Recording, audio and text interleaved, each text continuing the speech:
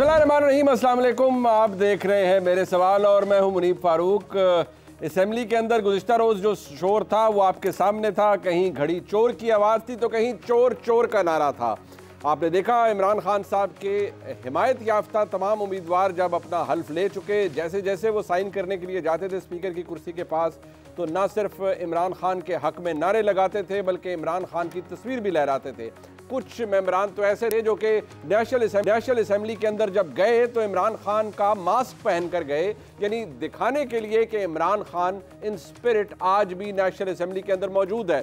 Speaker, deputy speaker, इंतखाबात की अहमियत है भी और नहीं भी, क्योंकि ये काम तो वो है जो कि हो ही जाना होता है। अगला मामला जाना है वजारत उज़्मा के हवाले से जो फैसला होगा, और वो लग रहा है कि शहबाज शरीफ साहब के लिए एक स्मूथ सेलिंग होगी। स्मूथ सेलिंग अपनी जगह, लेकिन जितना शोर इस असेंबली में मच चुका है, क्या आपको याद है कि 2018 में भी इतना ही शोर मचा था? आज अगर इस हुकूमत के ऊपर एक बहुत बड़ी छाप, बहुत बड़ा ठप्पा लग चुका है कि ये इस्टेब्लिशमेंट की हिमायत याफ्ता हुकूमत है, इस्टेब्लिशमेंट की मदद से इक़्तिदार में आई है और चलेगी भी, तो क्या 2018 में आई हुई हुकूमत भी इतनी ही मुतनाज़ा थी? क्या हम रिपीट टेलीकास्ट देख रहे हैं 2018 का 2024 के अंदर, या ये एक ज़्यादा उसका प्रो मैक्स वर्जन है, एडवांस्ड वर्जन है, और यहाँ पर जो इम्पैक्ट है पाकिस्तान की इस्टेब्लिशमेंट का वो आपको बड़ा तगड़ा और ज़ोरावर नज़र आ रहा है। एक बहुत बड़ा फैक्टर है जो कि डिटर्मिन करेगा कि इस हुकूमत को चलाया किस तरह जाएगा। इस हुकूमत के ऊपर असल हुक्मरानी वज़ीर-ए-आज़म की होगी या किसी और की होगी। इस हुकूमत में एहतजाज करने वाले क्या सुन्नी इत्तेहाद काउंसिल या पीटीआई लेड सुन्नी इत्तेहाद काउंसिल होगी, या मौलाना फजल रहमान साहब और दीगर जमातें भी उनके साथ होंगे? मौलाना फजल रहमान साहब ने कहा हम नहीं साथ बैठेंगे, हम नहीं किसी इलेक्शन के अंदर हिस्सा लेंगे, चाहे वो प्रेसिडेंट का हो या प्राइम मिनिस्टर का हो, लेकिन अब उनको लगता है कि ये सिलसिला ज़्यादा अरसे तक चलेगा नहीं। तो ये सिलसिला आपको चलता हुआ नज़र आता है या नहीं, इस पर एक बहुत बड़ा सवालिया निशान है। लेकिन जिस तरह की सियासत हो रही है, मियां नवाज शरीफ जब उन्होंने अपनी पार्टी की पार्लिमानी पार्टी से खिताब किया बहसीत पार्टी कायद, अब ये भी बताया जा रहा है कि वो पार्टी सदर दोबारा बन जाएंगे। मियां नवाज शरीफ ने पाकिस्तान तहरीक-ए-इंसाफ की सियासत के हवाले से क्या कहा, जरा सुनिए। आप कुछ भी कर लें, जब भी आप जीतेंगे उनका रवैया वैसा ही होगा जो आज देखने में आ रहा है। उनका 2013 में भी रवैया था कि जी ये पंक्चर लगे हैं, 35 पंक्चर। उनका 2013 में भी यही था जी कि ये धांधली हुई है, धांधली। तो आप चाहे जितने भी वुजू करके पाक साफ होके आए हैं, उन्होंने वही इल्जाम लगाना है जो वो आज लगा रहे हैं। उनके किसी भी इल्जाम से ना डरना चाहिए, ना घबराना चाहिए। आपने ये क्लिप देखा, लेकिन साथ ही साथ आपने को ये भी अंदाज़ा हो गया होगा कि मियां नवाज शरीफ साहब ने इसी गुफ्तगू में ये भी उन्होंने अपने तमाम तर मेंबरान को कहा कि आप बड़ी मुश्किल से यहाँ गुजर के यहाँ तक आए हैं, जबकि तहरीक इंसाफ कहती है भाई असल मुश्किल से तो हम गुजर के आए हैं। ये हमारे से बल्ले का निशान भी इन्होंने ले लिया, लेकिन ये हारे हमसे, फिर भी हम तादाद में अब भी इनसे ज़्यादा हैं, यानी मुस्लिम लीग नून से हम ज़्यादा हैं तादाद के अंदर। हमारी सीटें तो 180 हैं जिनके ऊपर हमारा क्लेम है। वो अलहदा बात है कि कितनी सीटों का क्लेम लेकर वो एक्चुअली इलेक्शन कमीशन के पास गए हैं। पाकिस्तान की सियासत क्या डिक्टेट कर रही है?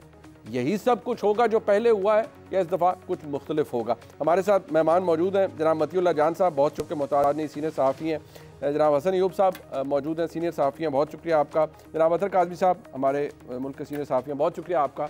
अब जो कुछ है वो आप सबके सामने है, कुछ ढका छुपा तो है नहीं।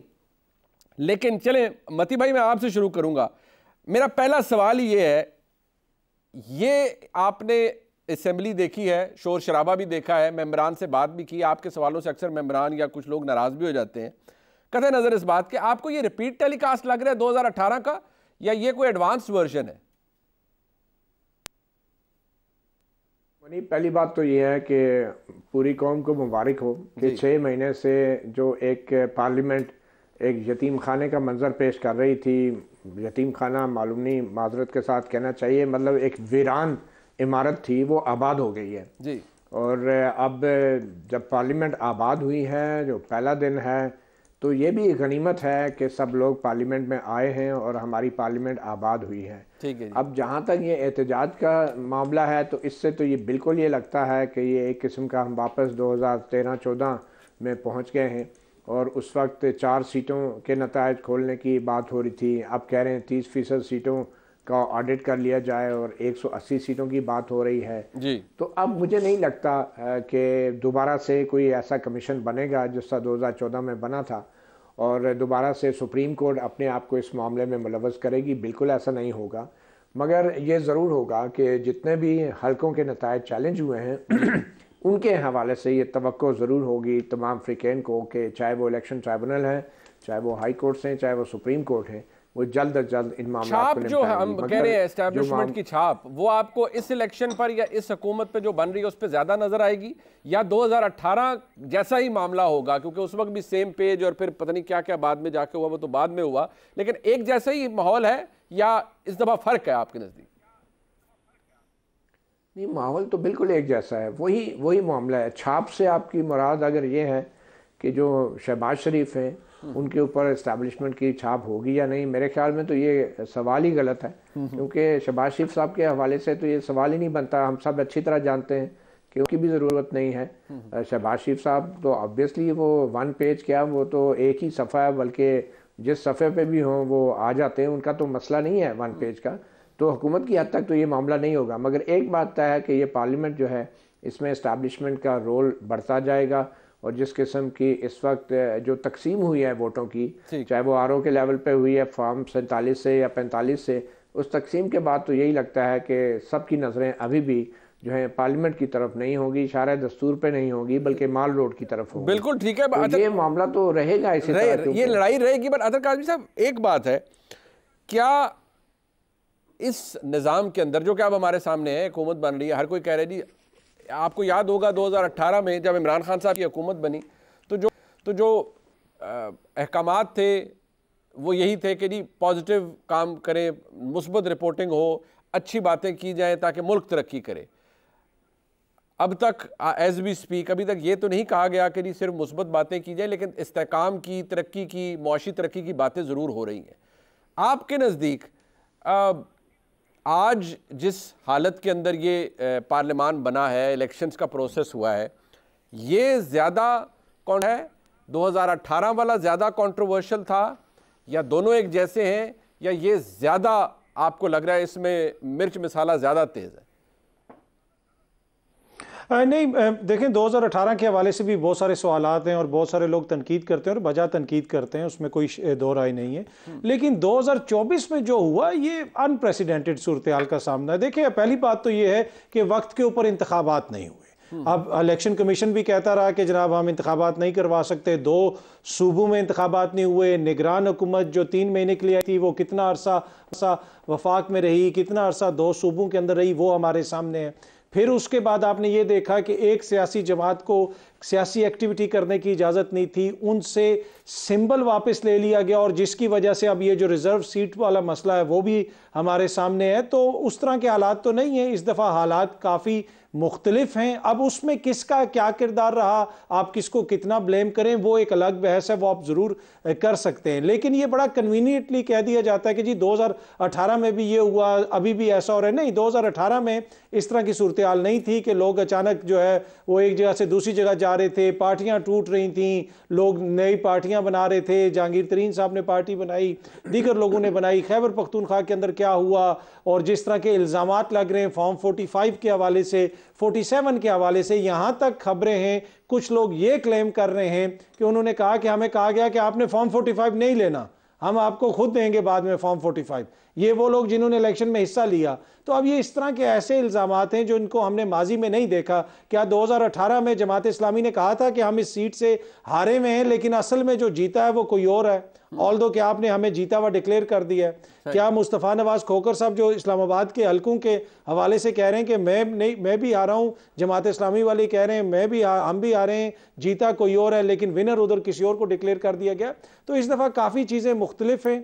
अब इसको किस तरीके से टैकल किया जाएगा, किस तरीके से देखा जाएगा, ये जो रेलेवेंट इदारे हैं, फोरम्स हैं, उसी के ऊपर एक फैक्टर ये भी है ना अतर काज़मी साहब के जितना क्लेम पाकिस्तान तहरीक इंसाफ का है, यानी कौमी असेंबली की 180 नशिस्तों का, जो लास्ट अपडेट है हमारे पास वो इंतखाबी उज़ादारियाँ थी 35। अब मैं चाहूँगा आप मतीउल्लाह जान साहब या मोहसिन अय्यूब साहब अगर हमें एजुकेट कर पाएँ कि उसकी तादाद कितनी बढ़ गई है, बिकॉज दैट इज़ सिग्निफिकेंट। मैं कह सकता हूँ कि मेरी 200 सीटें आई थी, लेकिन अगर मैं उज़ादारी के हवाले से क्लेम ही ना कर सकूँ, एटलीस्ट मैं किसी जगह क्लेम डालूंगा इलेक्शन कमीशन, फिर ट्रिब्यूनल, फिर सुप्रीम कोर्ट, तो एटलीस्ट कोई चीज़ रजिस्टर होगी ना कि मेरे पास कुछ है।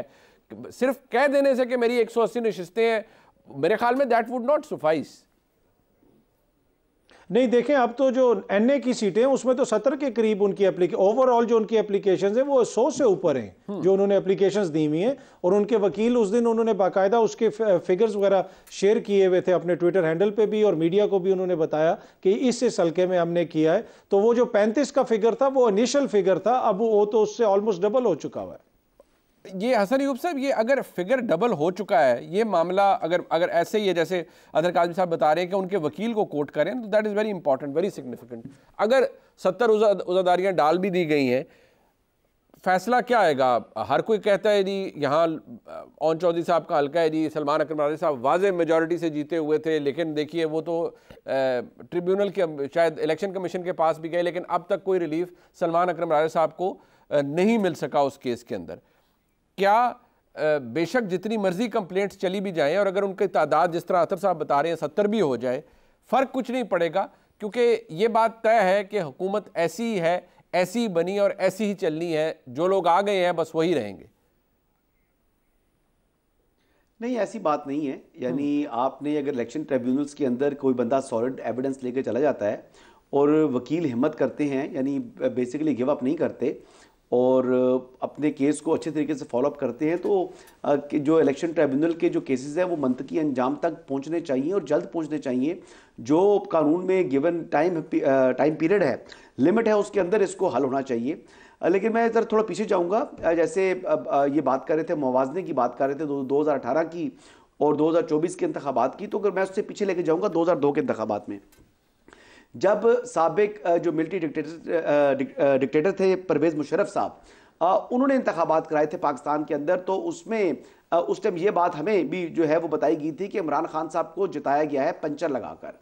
तो वो पंचर के जरिए पहली मरतबा खुद उनका इंतखाब हुआ, असेंबली में पहुंचे। तो फिर उसके बाद जब 2008 के इलेक्शन का तो उन्होंने बाइकआउट किया हुआ था, तो 2013 के जब इलेक्शन हुए तो उन्होंने कहा कि ये तो 35 पंचर लगा दिए नजम सेठी ने। वो पंचर उन्हें याद थे। फिर 2018 में जब उनके अपने लिए पंचर लगे तो वो तो बहुत अच्छे थे। फिर 2024 में जब हवाओं का रुख उनके मुखालिफ था, तो अब पीटीआई को बहुत तकलीफ है। देखिए बात ये है, ये मकाफात अमल है, जो आप लोगों के साथ करते रहे हैं वही अब आपके साथ हो रहा है। अब आपकी बड़ी चीखो पुकार है। एक चीज ये है। दूसरी चीज ये है कि ये तो अभी इल्जामात है, जैसे मतीउल्लाह जान साहब ने भी जो है वो इसका जिक्र किया कि इल्जामात आयद कर देना एक बात है और उसको साबित कर देना वो ज़्यादा जो है वो उसकी अहमियत होगी। अभी जिस तरीके से इन्होंने इल्ज़ामात आयद किए और ख़त लिख दिया रऊफ़ हसन साहब ने IMF को, यानी आप बैरूनी मुदाखलत के लिए दावत दे रहे हैं IMF को। पाकिस्तान के इंटरनल अफेयर्स के अंदर वो कह रहे हैं कि जी वो आएँ। क्या पाकिस्तान के ऊपर IMF जो है वो कम शराइत आयद की हुई है कि इनको मजीद शराइत चाहिए? और इंतखाबात के अमल के ऊपर भी जो PTI है वो घसीट रही है, IMF को लेकर आ रही है, कह रही है ऑडिट करा दिया जाए 30% का। अब यहाँ पर सवाल ये है कि क्या पाकिस्तान के इदारे, क्या पाकिस्तान के पार्लियामेंट के अंदर आप मौजूद हैं, पार्लियामेंट के ऊपर आप ये आवाज़ उठाएं, कुछ ऐसी नेगोशिएशन करें जिससे आप पार्लियामेंट की कोई कमेटी बनाएं और इफेक्टिव कमेटी बनाएं, और उसके तहत जो है इसके ऊपर एक देखिए पार्लियामेंट खुद जो है या आइंदा आने वाले वक्तों के लिए इंतखाबात की शफाफियत को इंश्योर करें। ये काम तो उन्होंने करना नहीं है, लेकिन हाँ एक शोर शराबा ज़रूर मचाना है। वो पहले भी जो है हाई दवाई बहुत की और उसका उनको फायदा हुआ है। अब समझ रहे हैं कि मजीद हम शोर मचाएंगे तो हमें इसका मजीद फायदा हासिल होगा। ये कितना बड़ा ये पाकिस्तान के इंटरेस्ट के खिलाफ जा रही है। बात ये है कि IMF को खत लिख देना, उस खत की अहमियत क्या है? IMF 30 सीटों पे वो क्यों ऑडिट करवाएंगे? हमारे मुल्क में आर्टिकल 225 मौजूद है, उसके मौजूदगी में क्या ऑडिट हो सकता है जो IMF करवा सकती है? बट सवाल ये है, ये खत लिखना या पहला खत लिखना, मैसेज क्या है? मैसेज किसके लिए है? क्या मैसेज दुनिया को दिखाने के लिए है या मैसेज इमरान खान की जानिब से एस्टैब्लिशमेंट को है कि भाई आप मुझे जितना मर्जी कॉर्नर कर लें, आप मेरे से बल्ले का निशान ले लें, मेरी जमात फिर भी जीत गई है, आप मुझसे मेरे लोगों को कैंपेन ना करने दें, मेरी जमात फिर भी जीत गई है, लेकिन मैं फिर भी चैन से नहीं बैठूंगा, मैं IMF को भी बताऊंगा, मैं दुनिया को भी बताऊंगा कि आपने ये जो सारा सेटअप बनवाया ये धांधली ज़दा है, बल्कि धांधला किया गया है। ये मैसेज आपको IMF से ज्यादा क्या नहीं लगता कि पाकिस्तान के अंदर फैलाने के लिए दिया गया है? नहीं, ये मैसेज जो है ये IMF को भी दिया है, पाकिस्तान के अंदर भी, पाकिस्तान के जो यहाँ पर पावर क्वार्टर्स हैं उनको भी ये मैसेज दिया है, और गवर्नमेंट जो इनकमिंग गवर्नमेंट है उसको भी मैसेज दिया है। और वो यही कहना चाह रहे हैं जी कि बिल्कुल मैंने कोई रियायत नहीं छोड़नी। देखिए ये अभी कोई नई चीज तो नहीं है।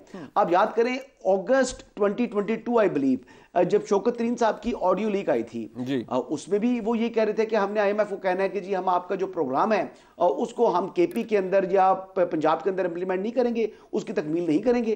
तो बात ये है कि इन्होंने तो एक जब पहले ये क्या फरमाते थे IMF से मुतल्लिक इमरान खान साहब कि मैं खुदकुशी कर लूंगा, मैं IMF में नहीं जाऊंगा। फिर जब वज़ीर-ए-आज़म जब वोट ऑफ नो कॉन्फिडेंस इनके खिलाफ आया तो जाते जाते IMF के साथ जो किया हुआ तहरीरी मुआहदा था उसकी वायलेशन करके चले गए। जो पेट्रोलियम डेवलपमेंट लेवी आपने 50 रुपए तक बढ़ानी थी, आपने जो है वो सब्सिडी दे दी 30 रुपए पर लीटर के हिसाब से। तो ये तो IMF के प्रोग्राम को पहले दिन से पाकिस्तान को चाहते हैं कि डिफॉल्ट हो। अब मैं ये कहता हूं कि ये पाकिस्तान के हर जी शऊर जो शहरी है उसको बड़ी नागवार गुजरी है, ये पाकिस्तान के ऊपर एक और हमला है। बिल्कुल, बट प्रॉब्लम ये है मतीउल्लाह जान साहब कि विद दिस अप्रोच, ये जो आप पार्लियामान के अंदर आपने देखा एक शोर है और एक बाकायदा तौर पर वो एक बड़ी तगड़ी ऑपोजिशन है सुन्नी इत्तेहाद काउंसिल के छतरी तले, और वो बड़े मजबूत हैं, बड़े मुनज़्ज़म हैं। उन्होंने दिखाया भी है कि हम इमरान खान की मुकम्मल नुमाइंदगी यहाँ पर करेंगे। मैसेज क्या है? और अगर यही मैसेज है जो मैं समझ पाया हूं कि जी हम हर जगह जाएंगे और हम बताएंगे कि हम तमाम तर जबर के बावजूद भी जीत चुके हैं और हम मजबूत हैं और अपनी जगह खड़े हैं, तो ये लड़ाई आपको किसी जगह, फ्रैंकली मैं तो इसे लड़ाई कहूंगा, ये खत्म होती हुई नजर आती है? मुनीब, पहली बात तो यह है कि हमें किसी सियासी जमात के मैसेज पे इतना टाइम ज़ाया नहीं करना चाहिए। सबसे अहम बात हम जैसे लोगों के लिए ये होनी चाहिए कि रियासत अपने एक्शंस और अपने इक़दामात से क्या मैसेज दे रही है। जो इलेक्शन कमीशन ऑफ पाकिस्तान है उसने अपने इक़दामात से क्या मैसेज दिया है, पार्लियामेंट जो है वो क्या मैसेज दे रही है। सबसे पहली जिम्मेदारी तो इलेक्शन कमीशन ऑफ पाकिस्तान की है।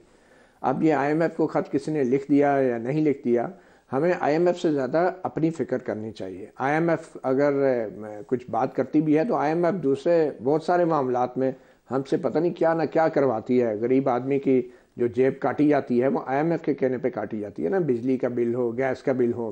तो अब अगर वो किसी IMF किसी हल्के में दोबारा वो उसकी गिनती का कह दे तो हमारी क़यामत आ जाती है। ये इशू नहीं है IMF को ख़त लिखने का। इशू ये है कि क्या हमें एहसास है हमारे इदारों की, हमारे इलेक्शन कमीशन ऑफ पाकिस्तान की, हमारी सुप्रीम कोर्ट, हमारी अदलिया की दुनिया में इस वक्त क्या इज्जत है और किस तरीके से वो देख रहे हैं हमारे ईरानी इदारों को। और जो कुछ इलेक्शन से पहले हुआ वो भी एक रिकॉर्ड का हिस्सा है, जो इलेक्शन वाले दिन हुआ वो भी, और उसके अगले रोज़ फिर रिटर्निंग अफसरों के जो चीज़ों में हुआ वो भी एक रिकॉर्ड का हिस्सा है। उसको हम डिनाई तो नहीं कर सकते। बड़ी आसान सी बात थी कि इलेक्शन कमीशन ऑफ पाकिस्तान जो एक आईनी इदारा है, वो जब ये इल्ज़ामात लगे हैं रिटर्निंग अफसरों के सतह पर नताइज तब्दील होने के, तो वो सारी रात बैठ जाता है और अगले रोज़ वो तमाम फॉर्म 45 और फॉर्म 47 के बीच में जो एक फॉर्म होता है जो कहीं भी नहीं है कानून के तहत, और वो फॉर्म है तमाम पोलिंग स्टेशनों के जो रिज़ल्ट हैं हर उम्मीदवार के, उनको वो शाया कर देता, तमाम फॉर्म 45 की डिटेल्स अपलोड कर देता। कितना टाइम लगता है? आखिर फॉर्म 47 भी तो बनाया गया ना, वो क्या हवा में बनाया गया है? क्या ये एक्सेल शीट्स और ये डाटा तमाम पोलिंग स्टेशनों का हर हल्के का क्या इलेक्शन कमीशन के पास नहीं था? और उसके बगैर ही फॉर्म 47 बन गया, उम्मीदवार ने अपना फॉर्म जारी कर देते हैं, तो कितना टाइम लगता है? वो हमें ये भी नहीं पता, हमें ये भी नहीं पता कि कौन सा फॉर्म 45 ओरिजिनल है या ऑथेंटिक है, क्योंकि ये बात फैक्ट है। तो इलेक्शन कमीशन जारी कर देना। इलेक्शन कमीशन जो जारी करेगा उसको कौन डिस्प्यूट करेगा? या करे ना, वो बताएगा ये फॉर्म 45 है। कब करेंगे? जब साल गुजर जाएगा, 1.5 साल, 2 साल। देखिए ये बातें हमें इधर उधर की बहस में पढ़ने की बजाय सीधा सीधा इलेक्शन कमीशन से कहना चाहिए कि यार आप अपना जो फाइलों में फॉर्म 45 जितने भी आपको रिसीव हुए, जिनकी बुनियाद पे आपने फॉर्म 47 जारी किया है, वो आप फॉर्म 47 के साथ अगर फॉर्म 45 जारी वो कर दिए जो कि हुकूमत कहती है कि ये असल फॉर्म 45 है जिसपे हमारे लोग जीत कर आए हैं और ये PMLN का मैंडेट है, ये पीपल्स पार्टी का मैंडेट है, तो क्या उसको कोई तस्लीम करेगा? तो कर देना उसको कोई बिल्कुल तस्लीम का। हम जैसे कहेंगे ना कि ये आईनी इदारा है, और फिर जब इलेक्शन कमीशन ये इसलिए नहीं कर रहा क्योंकि उनको मालूम है कि गड़बड़ हो रही है। अच्छा। और इलेक्शन कमीशन ने फॉर्म 45 के मुताबिक कुछ हल्कों में ये बिल्कुल दुरुस्त असर है कि फॉर्म 47 जारी नहीं किए। बड़ा आसान सी बात थी, कम से कम इस्लामाबाद के 3 हल्कों के वो जारी करके एक सैंपल के तौर पे बता देता कि ये देखे जी हमारे ये फॉर्म 45 में एक हल्के का भी इलेक्शन कमीशन ने सरकारी तौर पे फॉर्म 45 जारी नहीं किए। और कभी लोग इलेक्शन कमीशन जा रहे हैं, कभी इस्लामाबाद हाई कोर्ट जा रहे हैं, कभी वो अब ट्राइब्यूनल बन गए, चलो जी अब ट्राइब्यूनल चलो, अब वो ट्राइब्यूनल में जो है आपका ये कहना है कि इस पूरे मामले में बना लिया ना हमने खुद अपना मजाक बना लिया और हम IMF को रो रहे हैं कि जी IMF को खत लिख दिया, फलां को खत लिख दिया। हमें फिक्र नहीं होनी चाहिए अपनी इज्जत की? नहीं, बिल्कुल होनी चाहिए, लेकिन किसी सियासी जमात के लीडर का IMF को खत लिखना, उसको भी इग्नोर नहीं किया जा सकता। या आप समझते हैं कि नहीं वो इररेलेवेंट है, वो लिखे ना लिखे उसकी अहमियत ही कोई नहीं है? हमारा मेरे ख्याल में सियासी जमात क्या, हमारी तो हुकूमतें भी जो है खत लिख के यहाँ पे हमारी जो साबिक वज़ीर आज़म कत्ल हुई दिन दाड़े UN से हमने तहकीकात करवाई, स्कॉटलैंड यार्ड से हमने तहकीकात करवाई। हम एक इशू को ज़रूर हमें बात करनी चाहिए और ये सवाल बनता है कि हम क्यों बाहर के लोगों को दावत दे रहे हैं, बिल्कुल बनता है, लेकिन इसको अपनी अहमियत देना, ज़्यादा अहमियत होनी चाहिए। हमें खुद अपने इदारों की इज्जत होनी चाहिए और हमें इलेक्शन कमीशन से पूछना चाहिए कि क्यों ये नौबत आ रही है कि हम लोग जो है बाहर की दुनिया की तरफ जो है खत लिखना पड़ रहे हैं। ये भी तो किसी को जवाब देना। ये बिल्कुल, ये सवाल अपनी जगह ठीक है। और अगर ये बात अपनी जगह दुरुस्त है कि अगर इलेक्शन कमीशन आज तक फॉर्म 45 ओरिजिनल जो ऑथेंटिक फॉर्म या इवन अगर फॉर्म 47 तमाम हल्कों के जारी नहीं कर सका या नहीं आए, तो वो अपने अंदर जो इंतखाबी पूरा मरहला था या इंतखाबी एक्सरसाइज थी उसके ऊपर एक बहुत बड़ा सवालिया निशान उठाता है। लेकिन मसला ये है कि 2018 में भी ये हुआ, 2013 के इंतखाबात में भी ये हुआ। 2018 में हमने ये देखा, उस वक्त भी जमातों ने कहा जी हम नहीं जाएंगे। आज तहरीक इंसाफ के हिमायत याफ्ता मेंबरान कहते हैं कि जी हम एहतजाजन आए हैं असेंबली के अंदर, लेकिन हमारा क्लेम 180 सीटों के ऊपर है। ये शोर ख़त्म नहीं होगा, लेकिन शोर सिर्फ पार्लियामान के अंदर रहेगा। शोर अगर पार्लियामान से बाहर जाता है तो ये हुकूमत किस तरह चलेगी, उस पर भी बात करते हैं हमारे साथ।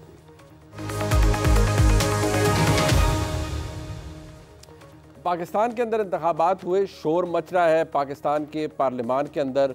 कोई कैदी नंबर 804 की ताकत की दुहाई दे रहा है और कह रहा है कि वो बहुत ताकतवर है, पार्लियामान के अंदर मौजूद ना होकर भी ताकतवर है, बल्ले का निशान ना होने के बावजूद भी ताकतवर है। जबकि दूसरा फरीक उन्हें कह रहा है कि वो घड़ी चोर है और एक बड़ा चोर है या दूसरा बड़ा चोर है, ये आपस में वहाँ पर लड़ाई चल रही है। लेकिन पाकिस्तान मुस्लिम लीग नून, जो कि अब ज़ाहिर बात है अपनी सरबराही में हुकूमत भी बना रही है, शहबाज शरीफ साहब वज़ीर आज़म पाकिस्तान होंगे, सबसे वरीसम बात यह है कि पाकिस्तान मुस्लिम लीग नून के अंदर से ऐसी आवाज़ें आती हैं जो कि उनके मैंडेट के ऊपर सवालिया निशान खड़ा करती हैं और इसको पाकिस्तान तहरीक इंसाफ इस्तेमाल भी करती है। मियां जावेद लतीफ़ साहब सीनियर रहनुमा पाकिस्तान मुस्लिम लीग नून के, उनको किसी तौर पर भी इग्नोर नहीं किया जा सकता। अगर वो कोई कहे जी 8 नहीं 9 फरवरी के हुकूमत है, वो ये कहे जी मनपसंद लोगों को आगे करने के लिए सब कुछ किया गया। अब मियां जावेद लतीफ़ साहब की मियां नवाज शरीफ साहब से सियासी कुर्बत किसी से ढकी छुपी नहीं है, उनके पुराने बहुत ज़्यादा करीबी लोगों में से हैं। अतर काज़मी साहब, ये कितना डैमेज करता है? भाई आपको लगता है ये चीज़, मैं इसलिए कह रहा हूँ क्योंकि जो शोर है हमारे सामने, इंतखाबात हो गए, मेंबरान ने हल्फ भी ले लिया, स्पीकर डिप्टी स्पीकर भी हो गए, अब वज़ीर आज़म का इंतखाब भी हो जाएगा, बट समहाउ जिस तरह मतीउल्लाह जान साहब ने कहा कि हमें सवाल भी तो ये करना चाहिए ना कि हमारे अपने इदारों ने क्या किया। IMF को ख़त लिख दिया, मैं समझता हूँ कोई अच्छा काम नहीं किया गया ये भी, क्योंकि IMF का काम नहीं है पाकिस्तान के अंदर इलेक्शंस का ऑडिट करवाना या 30 सीटों का ऑडिट करवाना। बट ये आना मियां जावेद लतीफ़ साहब की तरफ से, इसकी कितनी अहमियत है? या आपको लगता है ये भी डिसरिगार्ड होने वाली चीज़ है? देखिए, सिर्फ जावेद लतीफ़ साहब नहीं है। जावेद लतीफ़ साहब ने तो ये कहा ना कि ज़बरदस्ती हुकूमत दी जा रही है। शाहिद खाकान अब्बासी साहब ने रवां हफ्ते ही फरमाया कि चोरी के मैंडेट के ऊपर हम हुकूमत बना रहे हैं। उन्होंने बाकायदा कहा कि जो मैंडेट है वो फेयर मैंडेट नहीं है। तो मुख्तलिफ आवाज़ें आ रही हैं, फिर दीगर जो मुखालफीन हैं वो खुद भी इल्ज़ामात लगा रहे हैं। लेकिन जो जावेद लतीफ़ साहब ये कह रहे हैं ज़बरदस्ती किसी को हुकूमत से बाहर तो रखा जा सकता है, ये जबरदस्ती तारीख में पहली दफा किसी को हुकूमत दी जा रही है। ये भी जो रिकॉर्ड है ये नून लीग ने अपने हिस्से में डाला है कि हमें जबरदस्ती हुकूमत दी जा रही है। कितने ये मासूम है, ये इस तरह करें, ये जबरदस्ती किसी और के हवाले कर दें हुकूमत। तो ये अब किस तरह इनको दी जा रही है जबरदस्ती, मुझे नहीं पता। दूसरी बात ये है कि जो IMF वाला मामला है, वो होता है ना जबरदस्ती, मिठाई भी खुशी में खिला दी जाती है ना, बेशक किसी को डायबिटीज हो, कुछ हो, कहते हैं नहीं खाओ खाओ खुशी में, वो होता है ना, आपने देखा होगा अक्सर जगह पर, वो मजबूरी में खानी पड़ जाती है। जी वही कोई अजीब ज़बरदस्ती हो रही है यहाँ पे जो है ना। अच्छा, दूसरा जो IMF वाला मामला है, देखें IMF जो उसका सारा लोन का प्रोग्राम का जो मामला है वो आपकी सियासत से भी जुड़ा हुआ है।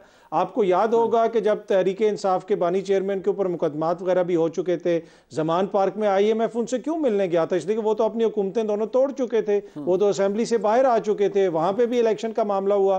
फिर जब वो जेल में थे तो दोबारा तहरीक इंसाफ से रब्ता किया IMF ने और कहा कि जनाब हम मुलाकात करना चाहते हैं, और बैरिस्टर गौर साहब की उनसे सरसरी सी मुलाकात भी हुई। तो उसमें तो IMF ने खुद कहा हुआ है कि जनाब ये चीज़ हमने इससे जोड़ी भी है। तो अगर उन्होंने उनको खत लिख दिया है तो मेरे ख्याल में हमने जब धांधली नहीं की, हमने साफ शफाफ इलेक्शंस करवाएं, तो ये 35 खत लिखे, हमें क्या इशू है? नहीं, पर जो पहले मुलाकात थी जेल जाने से पहले जो मुलाकात थी वो तो इमरान खान साहब से भी हुई और दीगर जमातों के लोगों से भी IMF के लोगों की मुलाकात हुई। अब सवाल ये है कि ये आर्गुमेंट आपके इसका अपनी जगह के लिए, अगर हमने किया ही कुछ नहीं है तो कोई जितने मर्जी खत लिख दे, बट सवाल ये है कि अगर इस आर्गुमेंट के ऊपर चला जाए तो फिर ये प्रैक्टिस तो कल कोई और भी अडॉप्ट कर सकता है। अगर फॉर सेकंड हम ये अज्यूम करें कि ये रोल स्विच कर दें कि इमरान खान साहब इधर आ जाएं और उधर PMLN हो और वो इस तरह खत लिखे, तो क्या इमरान खान साहब वही बातें नहीं करेंगे जो आज PMLN कह रही है कि देखें ये मुल्क दुश्मनी कर रहे हैं, ये पाकिस्तान को नुकसान पहुंचाना चाहते हैं? अदर साहब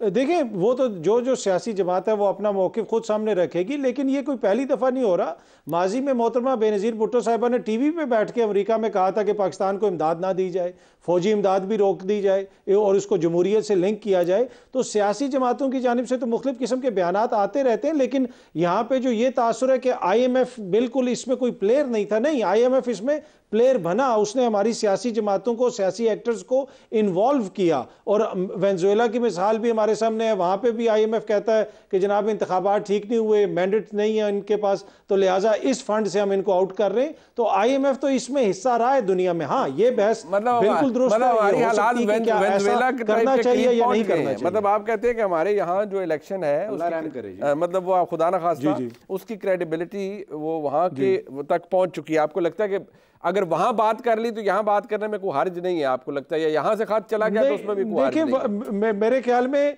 देखिए मुनीब भाई, वेनेजुएला में भी किसी ने ये नहीं कहा कि हमें जबरदस्ती हुकूमत दी गई है। तो यहाँ पे नहीं, बट उसका आर्गुमेंट शहबाज साहब के बाद जवाब ये है, PMLN कहती है कि जी हमने तो कहा PTI को कि आप मिलके बना लें हुकूमत जिसके साथ मर्जी, आप वो नहीं बना रहे। पीपल्स पार्टी कहती है हमने उनसे राब्ता किया, खुर्शीद शाह साहब रिकॉर्ड के ऊपर है कि नहीं जी उन्होंने मना कर दिया, कहा भी गया लेकिन उन्होंने हुकूमत नहीं बनाई। सो ये जस्टिफाई करती है पोजीशन आपके नज़दीक? देखें, गुज़िश्ता रोज़ जो मनाजिर हमने देखे कौमी असम्बली के अंदर और आपने भी देखा है, ये जो असम्बली बनी है ये उन इंतखाबात के नतीजे में बनी है जिसको पाकिस्तान की आवाम ने अपना पेट काट के जिसके लिए पैसे दिए हैं। इसी असम्बली के अंदर करारदादें आई थी कि 22 या 20 अरब रुपया भी हमारे पास नहीं है, हम इंतखाबात नहीं करवा सकते। लेकिन अब 50 अरब रुपया तकरीबन तो सिर्फ इलेक्शन कमीशन को दिया गया, उसके अलावा जो दीगर अखराजात होंगे वो भी हमें पता है, और उसके नतीजे में ये असम्बली बनी है। क्या आपको लगता है कि ये सारा प्रोसेस जो हुआ है जिसमें कौम का अरबों रुपया लगा है और IMF से हम पैसे लेके अपने मुल्क के मामलात चलाते हैं, क्या ये सारा फ्री एंड फेयर प्रोसेस था? क्या ये सारा जो प्रोसेस था उसने पाकिस्तान की आवाम के साथ एक तरह से जस्ट सलूक किया है? मुझे नहीं लगता। मुझे ये लगता है कि ये जो सारा प्रोसेस था इसमें बहुत सारे मसाइल थे। अब इस मसाइल को किस तरह ठीक करना है इनको, ये अब जो नुमाइंदे हैं सामने तो हल पेश करेंगे। मसाइल का लफ्ज इस्तेमाल करना मेरे ख्याल में ये भी अंडर स्टेटमेंट है, इसलिए क्योंकि मसाइल नहीं थे, शायद बहुत बड़े मसाइल थे। एक मुख्तर सा ब्रेक नहीं, वापस हसन अयूब साहब और मतीउल्लाह जान साहब से भी पूछते हैं कि फ़र्क कोई नहीं पड़ता। मतीउल्लाह जान साहब ने तो पहले भी कहा कि यार इसकी अहमियत क्या, को ख़त लिख रहा है नहीं लिख रहा, हम अपने साथ क्या कर रहे हैं, हमारे इदारे की क्या क्रेडिबिलिटी है, हमारे इलेक्शंस की क्या क्रेडिबिलिटी है, दैट इज़ मोर इम्पॉर्टेंट। एक ब्रेक के बाद एक दफ़ा आपको फिर खुशामदीद कहते हैं। अब ख़त का कोई फ़र्क नहीं पड़ता हसन अयूब साहब, ख़त कोई लिख दे फाइन फेयर इनफ, लेकिन चोरी का मैंडेट है, ये बहुत से लोग कह रहे हैं। शाहिद खान कानाबाई साहब की बात चले, मैं मोहतरम है लेकिन उनकी बात को मैं अहमियत इसलिए आप ज़्यादा नहीं दूंगा कि मुस्लिम लीग नून में अब वो है नहीं, लेकिन बहुत से लोग कह रहे हैं, मियां जावेद लतीफ़ साहब ने कहा कि ये 9 फरवरी की हुकूमत है, तो ये बात तो किसी ना किसी सतह पर मानने वाली है ना कि ये मुतनाज़ा इलेक्शंस थे, और अब से नहीं थे, इलेक्शन डे से नहीं थे, उससे पहले से मुतनाज़ा इलेक्शन थे। आज अगर तहरीक इंसाफ इस पर शोर मचा रही है, एहतजाज कर रही है, तो हमें शायद इस बात के ऊपर ध्यान ज़्यादा देना चाहिए कि यही बार बार क्यों हो रहा है कि 18 में भी हो गया, 24 में भी हो गया, अल्लाह करम करे पता नहीं 29 के इंतखाबात अगर होते हैं तो उनमें पता नहीं क्या होता है। सर ये उससे भी बहुत पहले से हो रहा है, को पिछले 5-7 इलेक्शन आप उठा कर देख लें, हमेशा ऐसी चीज़ें होती रही हैं। मैं आपको बताई थी कि 2002 में इमरान खान साहब भी जिस तरीके से रुकने कौमी असम्बली मुंतखब हुए थे वो माजी और हमारी तारीख का हिस्सा है। इमरान खान साहब को बखूबी इल्म है कि जिस तरीके से उनको जितवाया गया था। अब देखिए जो ये कि पीटीआई की तरफ से क्लेम किया जा रहा है कि हमने 180 नशिस्तें जीत ली हैं, अब मतलब ये चीज़ इल्ज़ाम है उनका, इसको साबित होना है। यानी अब अगर वो इस बात पर जोर देते हैं जी जो हम कह रहे हैं हमारे पास फॉर्म 45 उठाए हुए और हम जो बोलते हैं वो सच बोलते हैं, बाकी जो भी कोई भी बात करता है वो झूठ बोलता है। पहला झूठ तो आज on the floor of the house जब आप अपना साइन कर रहे हैं आप कैदी नंबर 804 बता रहे हैं, उनका नंबर 804 है ही नहीं। अच्छा, मतलब अजीब किस्म की बातें ये करेंगे। अच्छा। इनकी बातें सुने और ये कहेंगे जो हमने कह दिया वो सच है, जो हमने कह दिया वो सच है, बाकी सारी दुनिया झूठ बोल रही है। इधर मौलाना फजल रहमान साहब भी ये क्लेम कर रहे हैं कि उनके मैंडेट के ऊपर डाका डाला गया है और कुछ इंतजामिया के लोगों ने रिश्वत लेकर पीटीआई को जितवाया गया है। लेकिन पीटीआई वहां पर बात नहीं करेगी केपीके के हवाले से। वो कहते हैं जी कि केपीके के अंदर जो हमारा मैंडेट है वो असली है, लेकिन पंजाब का मुस्लिम लीग नवाज का मैंडेट जाली है। साथ वो ये कहेंगे उसी सांस में जी कि जी एमक्यूएम का जो मैंडेट है कराची का वो जाली है और पीपल्स पार्टी का जो है वो दही सिंध का जो मैंडेट है वो जाली है। भाई सिर्फ आपके साथ ही जुल्म हुआ है, बाकी किसी के साथ जुल्म नहीं हुआ। पीपल्स पार्टी अभी कह रही है कि जी उनके साथ पंजाब में ज्यादती हुई है। पीपल्स पार्टी ये क्लेम कर रही है कि उनके साथ जो अर्बन सिंध कराची और हैदराबाद है वहां पर ज्यादती हुई है। तो ये जितनी चीजें हैं ये इल्जामात हर तरफ से आ रहे हैं। जैसे जावेद लतीफ साहब कह रहे हैं कि नवाज शरीफ साहब को हरवाया गया है और किसी और को जितवाया गया है। तो अब ये तमाम के तमाम इल्जामात आ गए हैं ना। इन इल्जामात ने अगर कहीं जाना है इनके जो छानबीन होनी है तो ये मौकफ इनका पीटीआई का कि जी सुप्रीम कोर्ट जो है वो फुल कोर्ट एक बेंच तश्कील दे जो इस मामले को देखे। तो आप देखें ये मामला सुप्रीम कोर्ट में चला भी गया ना, तब भी तफ्तीशी इदारे ने करनी है। ठीक है, धांधली की छानबीन सुप्रीम कोर्ट का काम नहीं है। और बात यह है कि पहले कानून के अंदर जो लीगल रेमेडीज मौजूद हैं इनको वो अवेल करनी चाहिए। ये हमेशा लाडला अपने आप को जाहिर करते हैं और कहते हैं जी कि हमारे लिए जो है ना एक नई चीज हो जाए। भाई ड्यू प्रोसेस है उसको फॉलो करें। और अगर आपके साथ धांधली हुई है तो मैं दुआ करता हूं कि अल्लाह ताला ऐसा करे कि जो आपके साथ नाजायज हुआ है वो अंडू हो और आपको आपका जो मामला दुआओं पे अगर आ गया अडॉप्ट करना पड़ेगा। बिल्कुल, मामला अब दुआओं पे आ गया। मतीउल्लाह जान साहब, टुवर्ड्स द एंड मुझे सिर्फ ये बता दीजिए आपके नज़दीक इस हुकूमत जो क्या बन रही है, पंजाब में तो खैर हुकूमत है, पीएमएलएन कंफर्टेबल है, बना भी ली, वफाकी हुकूमत, इसके चलने को या इसको ख़तरा किसी रोड से है? रोड बड़ा गर्म रहेगा, एहतजाज होगा, दोबारा मौलाना साहब क्योंकि वो बड़े खफा हैं हर चीज़ से, वो ज़ाहिरी तौर पे कहते हैं हमारा गिला एस्टेब्लिशमेंट से, तो आपको लगता है ये फ़र्क पड़ेगा इस हुकूमत के लिए कोई, या किसी भी हुकूमत को ख़तरा इन चीज़ों से नहीं होता बल्कि किसी और फैक्टर से होता है? मुनीब साहब, कभी कभी वो चूल्हे पे केतली रख दी जाती है ना, पानी उबलता रहता है, सही, तो जब मर्जी हो वो थोड़ी सी पत्ती डाल के एक प्याली चाय की बना ली। तो ये उबलते पानी की एक केतली है हमारी पार्लियामेंट, जिसको जब चाय की ज़रूरत होगी उसके मुताबिक वो बना ली जाएगी और जितने मेहमान होंगे उनको पेश कर दी जाएगी। तो ये जो भी अब आइंदा के लिए भी ऑप्शन खुली रखी हुई हैं हमारे इस्टेब्लिशमेंट ने और बहुत सारे दूसरे इदारों ने कि अगर कोई बहुत ज़्यादा हालात ख़राब हुए तो थोड़ा सा इसको ऐसे हिलाएंगे और शहबाज शरीफ की जगह जो है पीटीआई का कोई बंदा बिठा देंगे, या अगर पीटीआई का बंदा ना हुआ तो फिर पीपल पार्टी का कोई बंदा बिठा देंगे एक न्यूट्रल गवर्नमेंट के नाम पे, नेशनल गवर्नमेंट के नाम पे। तो ये जो केतली रखी हुई है चूल्हे के ऊपर, तो ये इस तरह की जो गवर्नमेंट अगर चेंज होती भी रहती हैं तो कम से कम ये होगा कि भाई स्टेबिलिटी तो है ना, पार्लियामेंट के अंदर से ही तब्दीली आई है, कोई नए इलेक्शन की जरूरत नहीं पड़ी। तो ये तो एक रेसिपी फॉर स्टेबिलिटी तो है, but there is a stability in this instability, और ये चीज इसी तरह कंटिन्यू रहेगी। और हुकूमत जिसकी भी होगी, जब आप ये सवाल करते ना ये हुकूमत मजबूत होगी कमजोर होगी, हुकूमत तो इस मुल्क में ना तो कभी पीटीआई की रही है, ना नून लीग की रही है, ना पीपल पार्टी की रही है। हुकूमत जिनको है वो माशाल्लाह से अपनी मुद्दत से ज्यादा वो बिल्कुल ठीक है, पूरी कर रहे हैं अपनी हुकूमत को, और वो करते रहेंगे। बिल्कुल ठीक। मैं अपने तमाम मौजूद मेहमानों का शुक्रिया अदा करता हूँ। प्रोग्राम आपने देखने का बहुत शुक्रिया।